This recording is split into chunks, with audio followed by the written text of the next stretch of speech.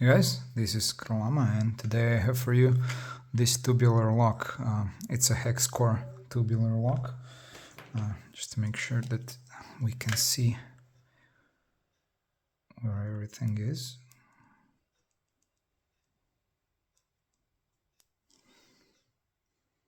Okay. This is a lock I borrowed from my friend DPL, and he got it from lockpicking Paul, whom I will have to ask about this lock because I don't know much about it, except that it's tubular and that it has hex core. I did pick it before. I was tensioning it with these tweezers, but the core was not fixed. It was a bit loose, so I could have tensioned it with this, but now that I've fixed the core, I just cannot use these tweezers to tension it properly anymore. That's what got me into making this. I made this after watching some of Paul's videos. He was using hex key, tubular hex key. I didn't have one, so I'm using this one because where we're going, Marty, we don't need no keys. Anyway, let's get the picking. The thing about hex cores is that you can't tension them with goat wrenches. I love this, love the way it looks, love the way it works, but it doesn't work on these tubular locks because you cannot tension it because the shorter part is not wide enough and this foot is just too thick to get into this groove. So like I said, we're gonna be using this key to tension it. Now the lovely thing about these locks is that you just gotta go around and poke little by little.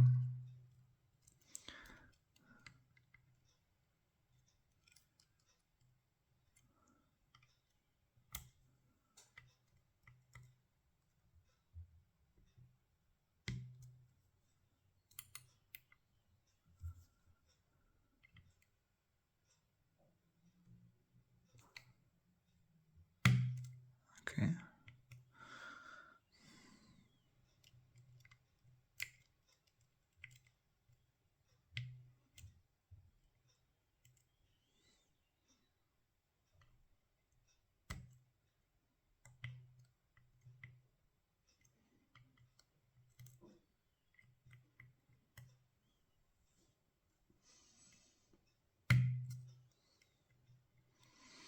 And you will be getting these small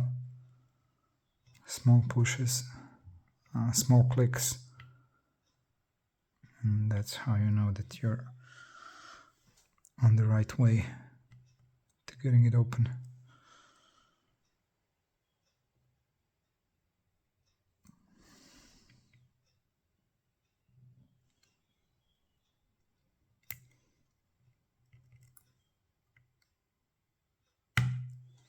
And we have small movement of the core.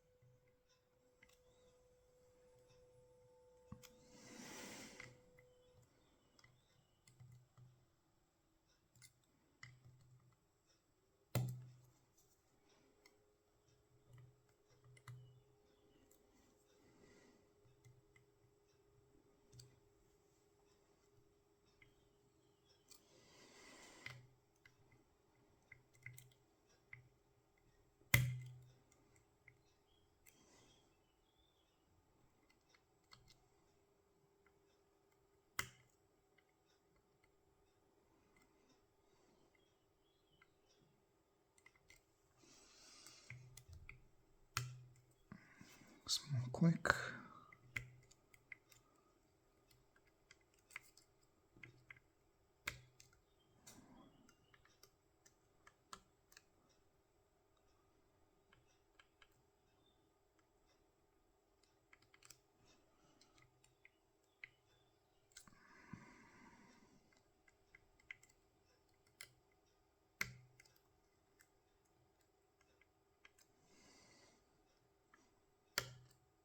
And a bit more movement of the core.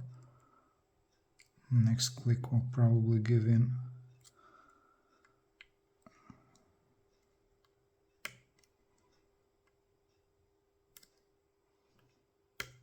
Yeah, but we're not done yet. We're only halfway done.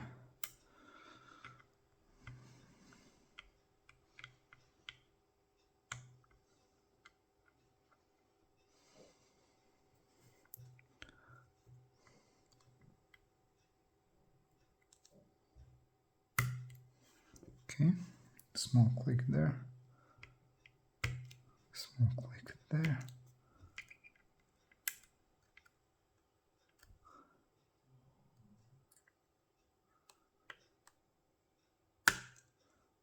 A bit of movement of the core.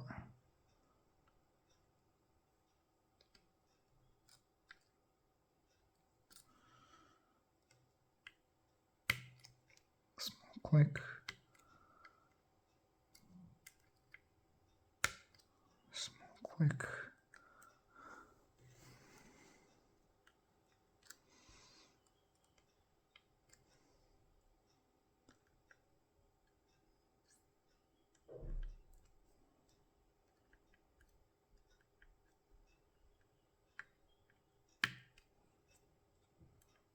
Another small click.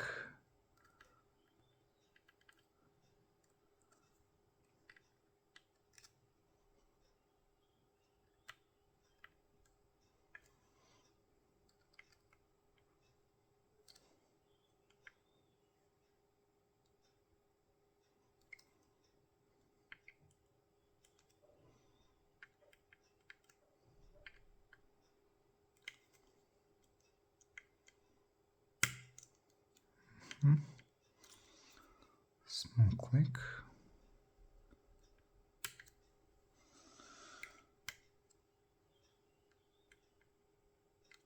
Just a series of small clicks.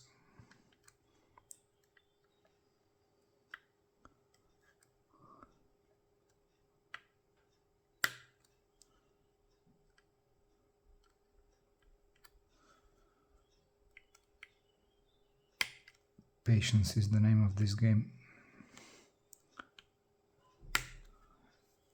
And we're done. Okay, now the real problem here, aside from tensioning, is gutting, because while it isn't quite a nightmare to gut, but it is an unpleasant wet dream, so to speak. Because you have to be careful when you're clamping it in vise that you don't press too hard, because the housing will warp, and then you're gonna have real issues with gutting. Hopefully this doesn't happen. Sorry.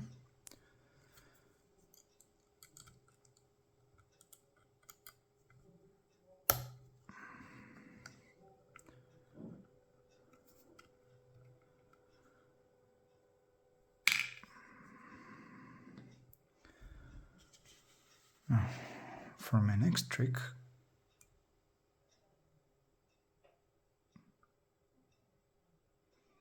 so far so good.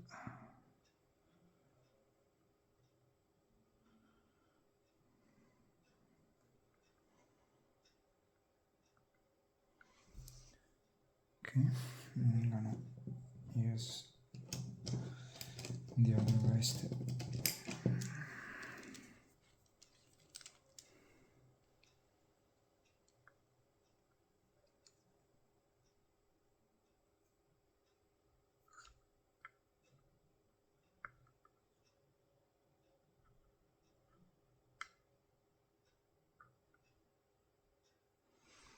Okay, now what I had to do was clamp it up so the housing unwarps and lets loose of the core.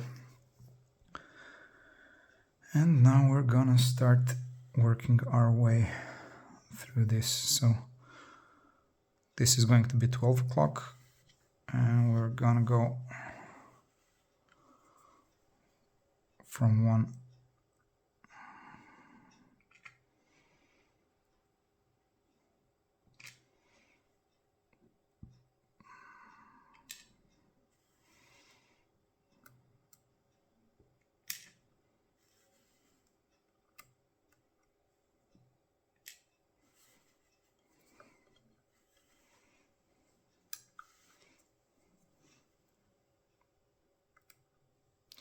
the other way you can tension this, if you put the core in vise and just tension on the housing, but that's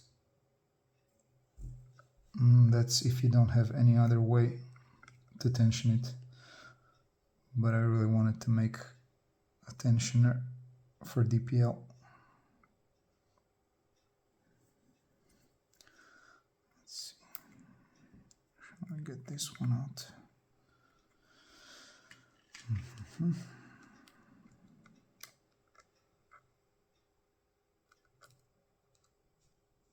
Okay.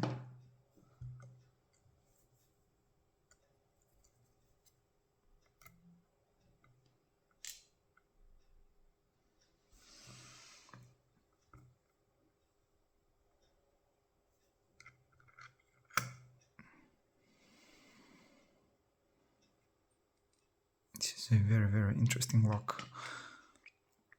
It was a fun pick, but not a very fun gut.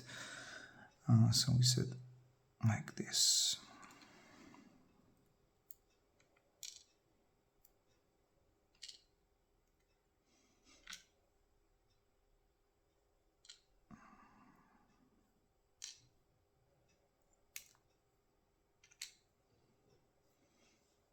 This came out of here.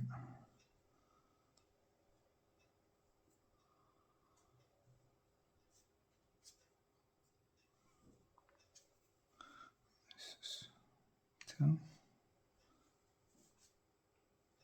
3, 4,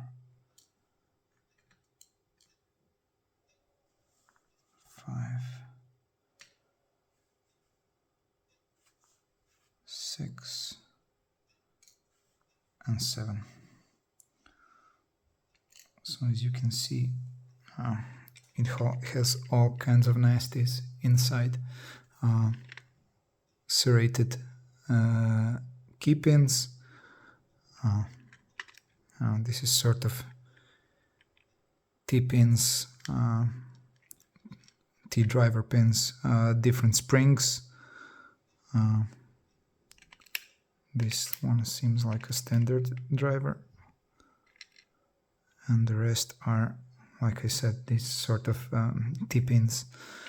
And another kind of nasty is undermilling on the core. I don't know if you can see it or appreciate it on camera. Anyway, this was a really, really interesting pick. DPL, thank you for having me go with this one. And Paul, please, if you have more information on what this lock is, I'm all ears. Thank you guys for watching and see you next time.